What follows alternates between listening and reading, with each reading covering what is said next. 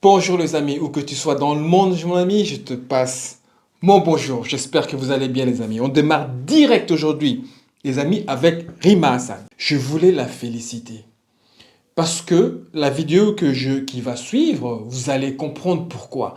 Parce que franchement, je ne sais pas si moi, j'aurais eu la force. Se lever chaque matin en sachant qu'on t'attend au tournant, que la moindre petite phrase sera décortiquée pour te faire tomber. Et pourtant, elle est là, forte, droite, déterminée.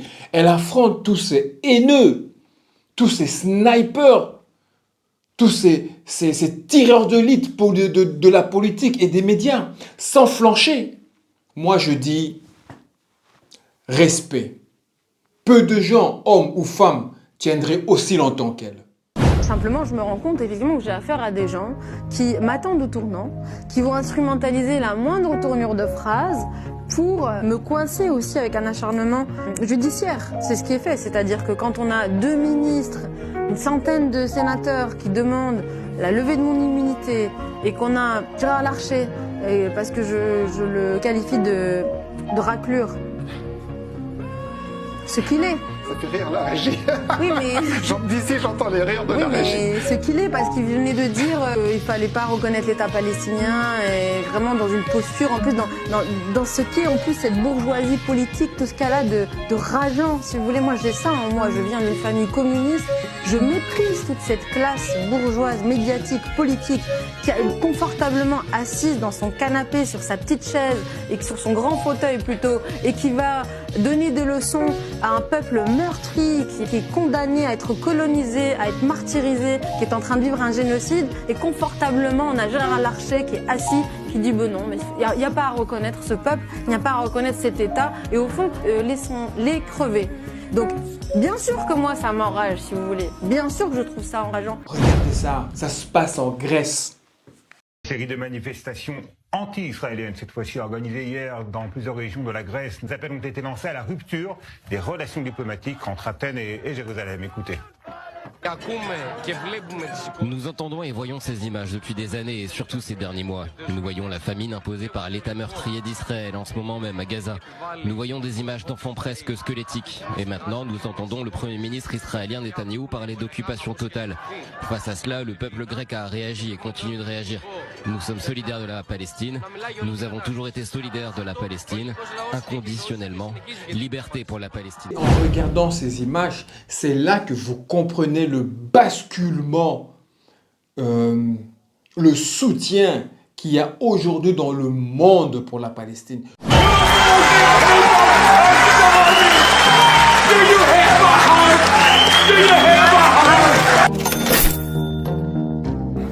Bring us home, Nancy. I want to have you address the question that was shouted about the starving children in Gaza. Israel has a right to defend itself. Please let her get. It's genocide! You believe in genocide? I am so disappointed. I am so disappointed in how you represent us. I don't think you're the right fit for us anymore.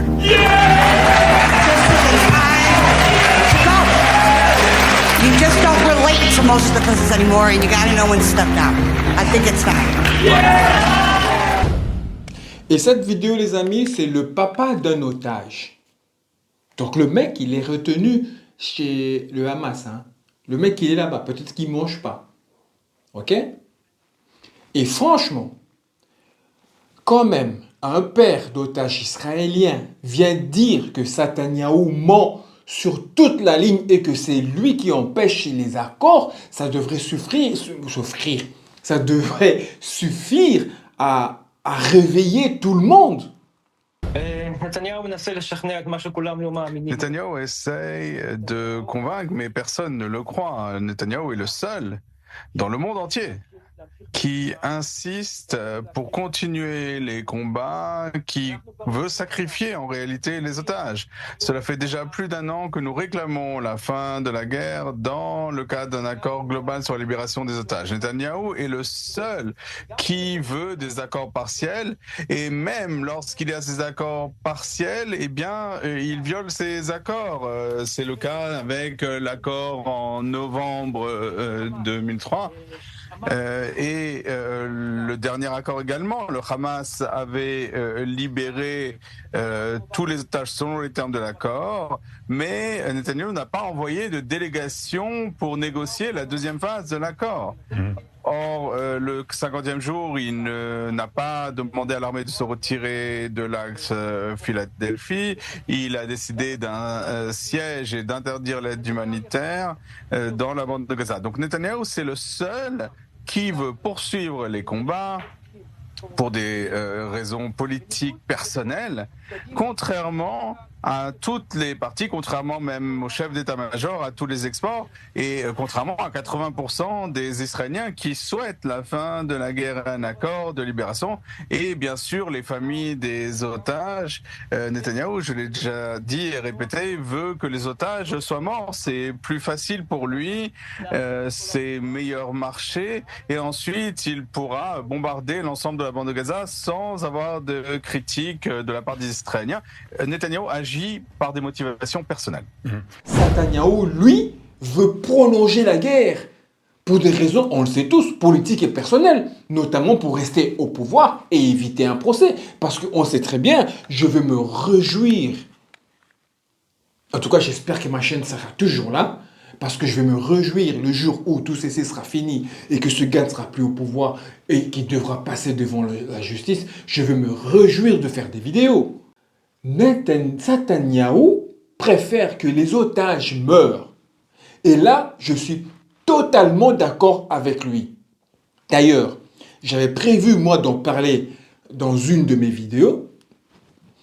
Mais tant mieux que ça sort maintenant, que je peux profiter, donner mon point de vue. Et mon point de vue est la suivante. C'est plus pratique pour lui. Il y aura plus de négociations. Il y aura plus de contraintes. Il pourra bombarder Gaza sans subir des critiques internes. Émotionnellement, cela va apporter un impact très puissant à son avantage. Les amis, le 10 août 2025, Anas al-Sharif a été tué dans une frappe aérienne qui a détruit une tente des journalistes devant un hôpital de Al-Shifa à Gaza City. 4 de ses collègues ont été tués aussi, ainsi que 2 autres personnes, dont un neveu. Et comme toujours, la même excuse, toute prête. Il faisait partie d'une cellule terreau du Hamas. Aucune preuve, juste des accusations habituelles qu'on dégaine à chaque fois qu'un journaliste ou un civil est tué. C'est trop facile. Anas al-Sharif, j'espère que je prononce bien, laisse derrière lui 2 enfants. Sa fille Sham, 4 ans, et son fils Salah, 15 mois. Ils sont désormais orphelins, leur père ayant été assassiné pour avoir simplement montré la vérité depuis Gaza. Vous comprenez pourquoi les journalistes gazaouis sont des cibles? Parce que la vérité ne doit pas sortir de la bande de Gaza. Vous comprenez pourquoi les journalistes européens ne peuvent pas rentrer à Gaza? Parce que la vérité qui se trouve à Gaza ne doit pas sortir hors de Gaza. J'ai l'impression entre les potes là, entre potes quand on allait s'amuser à Ibiza. Ouais, tout ce qui est à Ibiza reste à Ibiza, les amis. tout ce qui est à Pattaya reste à Pattaya. C'est exactement ce que l'idée de Netanyahou. Sa mort n'est pas qu'un drame humain, les amis. C'est un symbole d'une volonté d'éradiquer les témoins, d'éteindre les dernières voix qui osent encore raconter ce qui se passe à Gaza. On a besoin de ces journalistes-là. Il faut un soutien à ces journalistes-là. C'est étonnant et c'est triste de voir que les journalistes européens se taisent à ce point. Les amis, vive la Belgique. Des soldats franco-israéliens arrêtés en Belgique. Tous les franco-israéliens qui ont été combattre les Palestiniens, qui ont été faire ces horreurs là-bas en Palestine. D'ailleurs, tous ceux qui ont la double nationalité. Vous avez vu là en Belgique, au festival Tomorrowland ou un truc comme ça, bref, eh ben il y en a 2 qui se sont fait arrêter et qui vont être jugés pour crimes de guerre contre l'humanité. Voilà l'exemple, la Belgique nous montre l'exemple. Voilà. Moi, vous savez bien, moi je partage les vidéos de tout le monde, hein. Tous ceux, tous ceux qui sont pour notre cause, tous ceux qui disent vrai, moi je partage la vidéo. Écoutez ces mots. Même si vous me montrez des photos d'enfants affamés, toute la journée, je m'en fiche. Je n'éprouve aucune émotion. Ces enfants qui se multiplient viendront nous tuer dans quelques années. Les chaînes israéliennes ne devraient pas montrer d'images d'enfants qui n'ont rien à manger. להראות לי את התמונות האלה, זה לא מזיז לי בכלל התמונות האלה, לא מזיז לי. אני שמחה שאתה אומר שכל היום מראים לך את התמונות האלה, כי יש נטייה לאנשים להגיד שלא מראים את זה בתקשורת הישראלית. אל תראו! ולא מדברים את זה, אין לי רגש אליהם, אין לי רגש. ומדברים ומראים. אני חושבת, ברקו, שהחטא הוא לא בהבאת התמונות. אנחנו נסיים רגע לדבר. מוריה, אין לי רגש אליהם. שנייה, אבל אתה גם לא אוהב לראות ילדים רעבים. אין לי רגש במילים. הילדים המעורבים האלה, בעוד כמה שנים הם באים להרוג אותנו, פה הם המחבלים. הטלוויזיה הישראלית לא צריכה להראות תמונות של הילדים שם שאין lהם מה לאכול. זה לא מעניין אותי. Ça, ce sont des paroles des personnes à qui, il y a quelques temps d'ici, on disait la même chose d'eux. En fait, en gros, le gars fait de la prévention. Vous voyez ? La même chose quand ils ont attaqué l'Iran. De la prévention. Ça, c'est leur spécialité. C'est un sport national chez eux, faire de la prévention. Donc, si moi, je comprends bien, vous le faites parce qu'ils sont gazaouis. C'est de la prévention parce qu'ils sont gazaouis. Parce que s'il grandit, il va se venger. Donc, c'est parce qu'il est gazaoui. On est bien d'accord là-dessus. Pas peur qu'il se venge un jour. Mais d'autres l'ont déjà fait. Simplement parce que vous étiez juif. Ici, ce que je veux dire à ce ministre, que simplement ses propos sont indignes. Dire que le droit international ne s'applique pas aux juifs, ce n'est pas seulement une insulte au principe universel, mais c'est aussi une insulte à toutes celles et ceux qui, partout dans le monde, n'ont cessé de vous défendre Israël. Aujourd'hui, vous leur dites: nous vous sommes supérieurs. Vous crachez sur leur soutien et vous alimentez exactement la haine que vous prétendez combattre. Alors dans cette vidéo, moi, vous savez que je suis vraiment d'accord parce que je me suis toujours posé la question. S'il y avait vraiment un pays à laquelle les Juifs devaient s'installer, pardon, c'est pas la Palestine. Les Juifs, normalement, si on suit la logique, en tout cas, du moins la mienne, du moins ma logique à moi, ils devraient s'installer en Allemagne. Les crimes des nazis étaient en Allemagne, pas en Palestine. Pourquoi l'État juif n'y est-il pas? Parce que les Palestiniens payent le prix des nazis, d'une certaine manière. Ouais. S'il y avait eu un acte de justice dans la reconnaissance d'un État juif après la guerre, c'est en Allemagne qu'il fallait l'accomplir. C'est en Bavière qu'il fallait faire cet État juif, parce que c'était bien quand même la population allemande qui avait porté les nazis et qui avait, accepté au minimum la Shoah, les horreurs des camps. Mais non, ce sont les Palestiniens qui ont payé avec leurs terres, avec leur vie, le prix des exactions commises par les Allemands. Mais pourquoi ils ne s'installent pas en Allemagne? Comme ça, au moins, les Allemands paieraient leurs dettes. Si, après tout, c'est vous qui les avez maltraités. Je ne vois pas ce que les Gazaouis ont à voir dans votre histoire. Non mais, sérieux. Dites-moi dans les commentaires ceux qui sont d'accord avec moi. Franchement, dites-moi dans les commentaires. Moi, je dis qu'ils doivent s'installer en Allemagne. Moi, je dis que les Allemands, dette morale, ils doivent donner une partie de leurs terres aux Juifs. Dites-moi dans les commentaires ce que vous en pensez.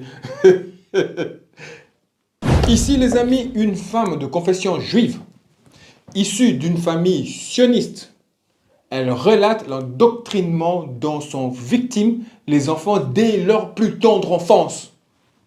On leur inculque la haine envers le Palestinien. Non seulement la haine, et le déni de leur droit d'exister.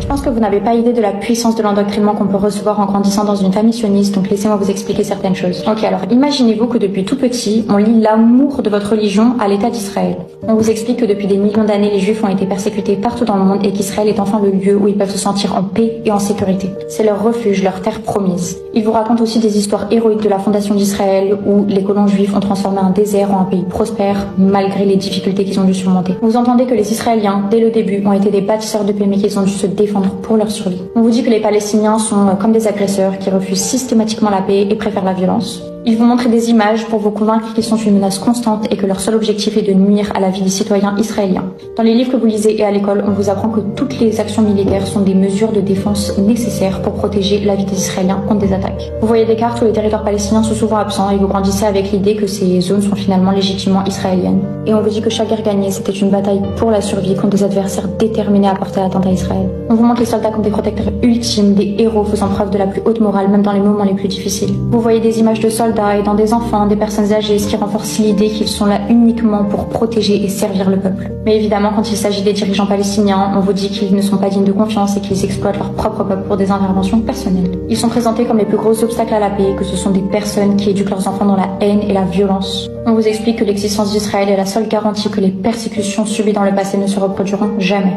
Comme un refuge indispensable pour le peuple juif, tout en insistant sur la nécessité constante de protection. Donc évidemment. Une nouvelle flottille humanitaire s'apprête à partir en direction de Gaza.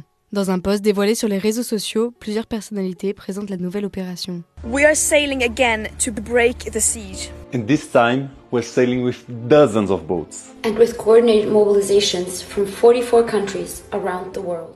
Après le Madeleine, cette nouvelle initiative a été baptisée Global Sumud Flotilla et sera constituée de plusieurs bateaux. Chargés d'aide humanitaire, ils prendront la mer depuis plusieurs ports à destination de Gaza. L'objectif, briser le blocus israélien illégal.